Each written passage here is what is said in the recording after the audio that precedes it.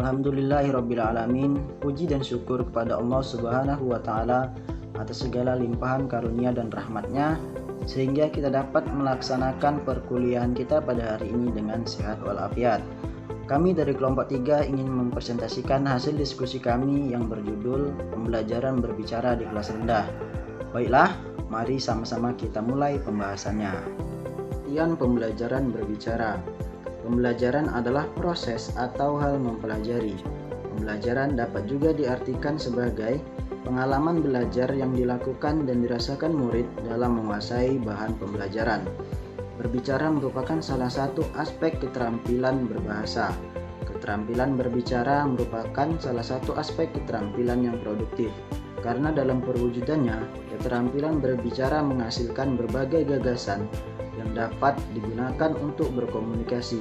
Dalam KTSP dinyatakan bahwa belajar bahasa adalah belajar berkomunikasi. Pernyataan tersebut berimplikasi bahwa siapapun yang mempelajari suatu bahasa pada hakikatnya sedang belajar berkomunikasi. Berbicara merupakan ungkapan pikiran dan perasaan seseorang dalam bentuk bunyi-bunyi bahasa. Nah, selanjutnya saya akan membacakan materi tentang tujuan pembelajaran berbicara. Tujuan pembelajaran berbicara adalah agar siswa dapat berkomunikasi dalam berbagai situasi secara tepat dan benar dengan menggunakan lisan untuk mengemukakan pendapat, pikiran, perasaan, serta pengalaman siswa tersebut. Nah, ada juga tujuan lain dalam pembelajaran berbicara ini, yaitu 1. Melatih keberanian siswa, yang kedua, melatih siswa untuk menyampaikan pendapat, yang ketiga, melatih siswa untuk bertanya, dan yang kelima, melatih siswa untuk menceritakan segala pengalaman siswa tersebut. Nah, selanjutnya saya akan membacakan materi tentang faktor-faktor penunjang kegiatan berbicara itu sendiri. Sebelumnya, saya akan menjelaskan pengertian dari berbicara. Berbicara atau kegiatan berkomunikasi lisan merupakan kegiatan untuk menyampaikan pesan secara lisan kepada sekelompok orang yang disebut audiens atau peserta, supaya tujuan pesan yang disampaikan dapat tersampaikan kepada audiens ataupun peserta. Nah, di sini saya juga akan menjelaskan faktor penunjang kegiatan berbicara, yaitu ada 1. Faktor ketepatan ucapan, dan yang kedua, faktor pemilihan kata, dan yang ketiga, sikap dan pandangan peserta saat berbicara itu sendiri. Metode pembelajaran berbicara. Metode pembelajaran berbicara yang dapat dilakukan pada kelas rendah antara lain: yang pertama, bertanya. Murid bertanya kepada guru tentang suatu hal yang ingin diketahuinya. Yang kedua, menjawab pertanyaan. Murid menjawab pertanyaan dari guru, misalnya dalam kuis. Yang ketiga, bercakap-cakap. Murid berinteraksi dengan guru atau teman di sekitarnya. Yang keempat, menceritakan gambar. Murid menceritakan sebuah objek berupa gambar atau tulisan. Yang kelima, bermain peran. Murid memerankan tokoh dari sebuah cerita. Faktor penghambat kegiatan berbicara. Faktor penghambat kegiatan berbicara yaitu yang pertama, faktor fisik.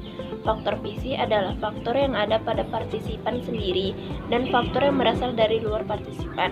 Yang kedua, faktor media. Faktor media adalah faktor linguistik dan faktor non-linguistik. Misalnya lagu, irama, tekanan, ucapan, isyarat, gerak tubuh. Dan ketiga, faktor psikologis, yaitu kondisi kejiwaan partisipan komunikasi, misalnya dalam keadaan marah, menangis, dan sakit. Nah, selanjutnya saya akan membacakan materi tentang rancangan pembelajaran berbicara kelas rendah. Berikut ini adalah rancangan pembelajaran berbicara kelas rendah. Kelas 1, A. Memperkenalkan diri sendiri dengan sopan. B. Menyampaikan rasa suka atau tidak suka. Kelas 2, yang A. Bertanya dengan sopan. Yang B. Menceritakan kembali cerita anak yang didengar dengan kata-kata sendiri. Kelas 3, A. Menceritakan pengalaman yang mengesankan. Yang B. Menceritakan peristiwa yang pernah dialami, dilihat, atau didengar. Selanjutnya saya akan menjelaskan sedikit tentang pengertian pendekatan dan pengertian pendekatan pengalaman berbahasa. Pengertian pendekatan. Pendekatan dalam pembelajaran kemampuan berbahasa dimaksudkan untuk mengatasi permasalahan yang dihadapi guru dalam rangka mencapai tujuan pembelajaran yang lebih baik. Menurut Muklisah mengemukakan bahwa pendekatan merupakan cara yang dianggap terbaik untuk mencapai sesuatu. Pendekatan adalah suatu metode atau cara yang digunakan untuk mengatasi permasalahan dalam rangka mencapai tujuan tertentu. Definisi ini sesuai dengan harapan dalam proses belajar mengajar, yaitu siswa dapat memahami suatu konsep pengetahuan dan mampu menerapkannya dalam kehidupan sehari-hari. Sejalan dengan perkembangan ilmu pengetahuan itu sendiri, pendekatan dalam proses belajar mengajar selalu mengalami perkembangan. Selanjutnya, pengertian pendekatan pengalaman berbahasa. Pendekatan pengalaman berbahasa merupakan alih kata dari istilah Lauge Experience approach atau LEA.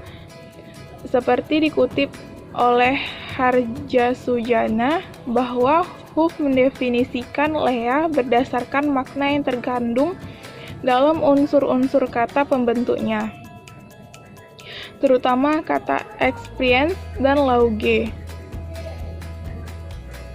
Menurut Huff, experience merupakan pengalaman seseorang yang diperoleh dari aktivitas tertentu.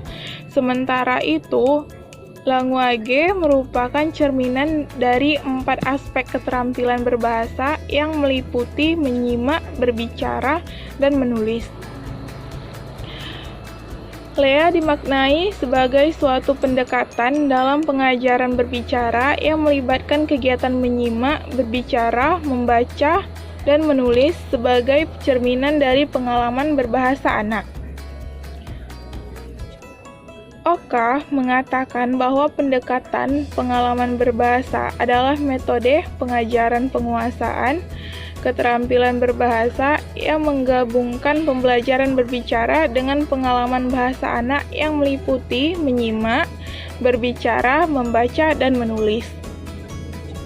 Aspek yang harus diperhatikan dalam pembelajaran itu meliputi kemampuan berpikir dan kemampuan mengungkapkan bahasa. Menurut Harjasujana, hal-hal yang harus diperhatikan dalam pendekatan pengalaman berbahasa atau PPB adalah 1. PPB merupakan suatu pendekatan pengajaran. 2. Materi ajar digali dari pembelajaran sendiri atau pengalaman berbahasa si pembelajar itu sendiri. Yang ketiga, pelaksanaan pembelajaran melibatkan seluruh aspek keterampilan berbahasa siswa secara integratif. Mungkin demikianlah presentasi kami dari kelompok 3. Saya akhiri. Assalamualaikum warahmatullahi wabarakatuh.